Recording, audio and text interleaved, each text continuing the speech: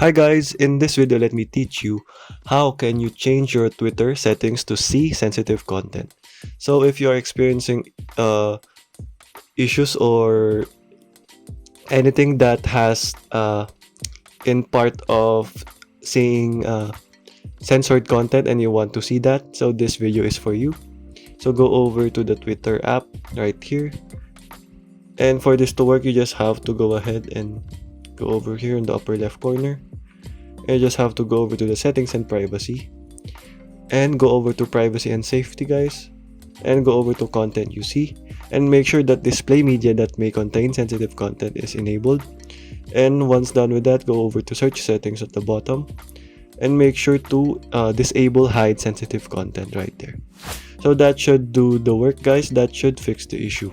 Okay guys, so once that is done, you just have to check if it is now working for you, and this will definitely work, guys. So okay guys, that is all for today. Thank you for watching and goodbye.